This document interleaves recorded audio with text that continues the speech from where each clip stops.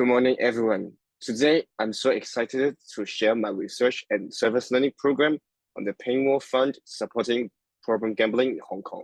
My name is Chris, and I appreciate the opportunity to present my findings and my ideas and insights into these important topics. So let's get on with it.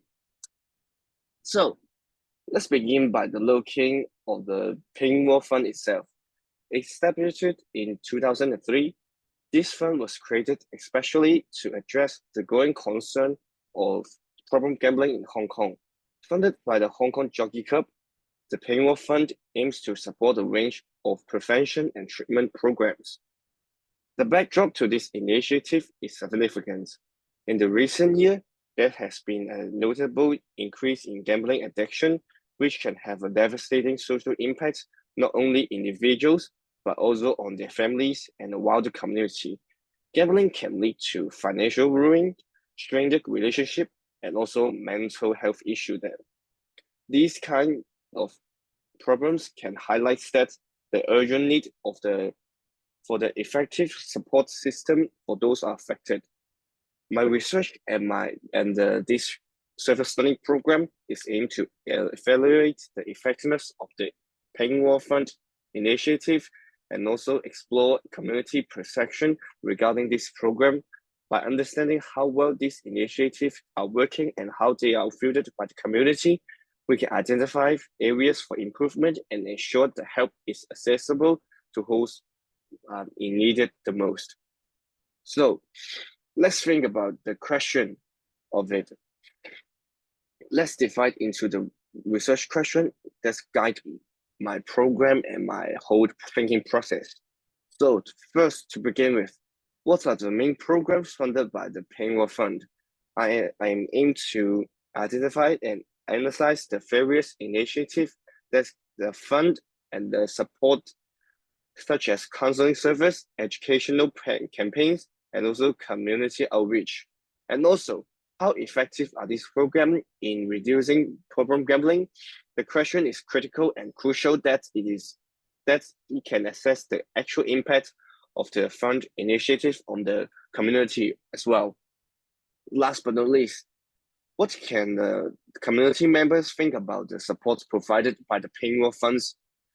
Understanding community perception can help us engage and fund of the funds feasibility and also acceptance, which can be fatal for the success for any social initiative for the future, and not only on the gambling addiction problem as well.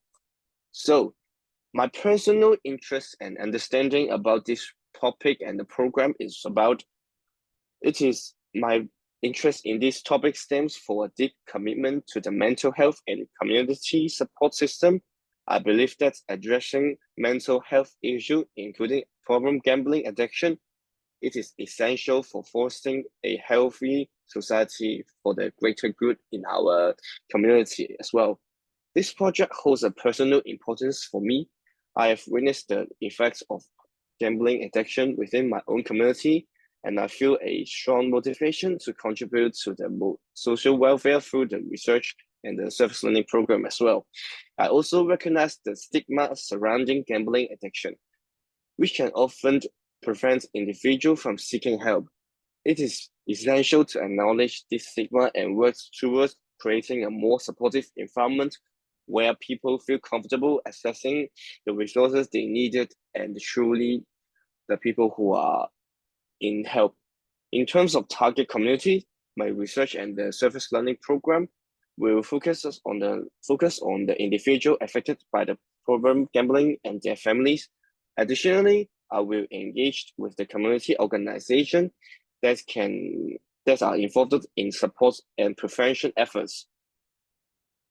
By understanding the needs for those groups, I can better assess the impact of the Paywall Fund and can more accessible to the future that for it.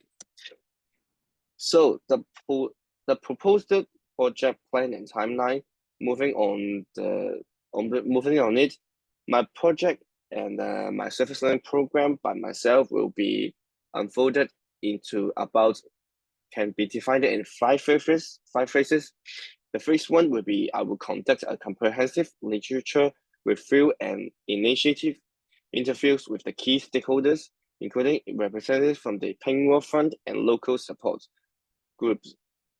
Move on to phase 2, I will focus on the data collection through the surveys and focus group, gathering insights from the community members and gathering the insights from the community members about their experience and the perception. And the phase 3 will be dedicated to a data analysis. I will analyze the collected data to identify the trends and to draw conclusion about the effectiveness of the funded programs. Move on to the next phase that will be in phase 4. I will begin drafting a research report and also the gathering the feedback from the peers and mentors to ensure the clarity and the accuracy for my service learning program as well. Moves on to the final program. The final phases. The phase 5 will be the final. I will finalize the report and prepare for the last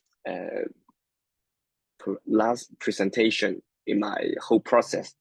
To visualize represent the timeline, I will create a chart that illustrates overlapping tasks.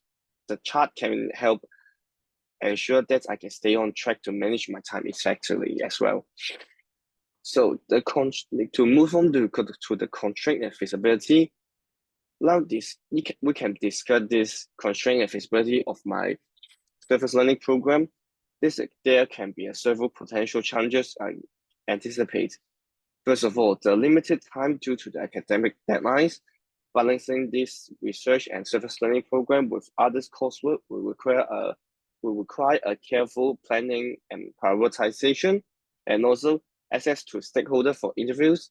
Engaging with the community members and stakeholders may be challenging, particularly if they have a limited availability or any hesitant to participate.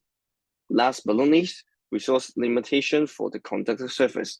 I may face some constraint when it comes to distributing surveys or accessing certain platforms for data collection. At the end, because I will do this service learning program by myself, by myself only.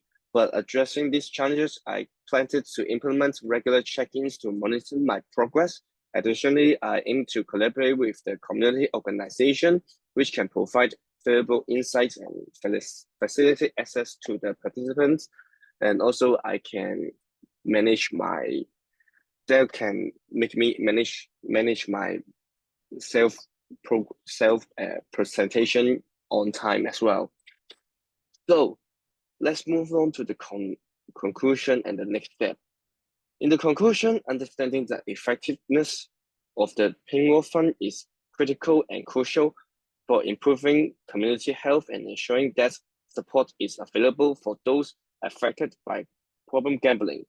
Also, as for the next steps, I will finalize my research design and methodology, ensuring that I can have a clear plan in place. I will also begin outreach to the stakeholder and community members to engage them in the research process. Thank you for attention and to listen my first presentation of my service learning program. I'm looking forward for the question and the feedback for my research and service learning program journey.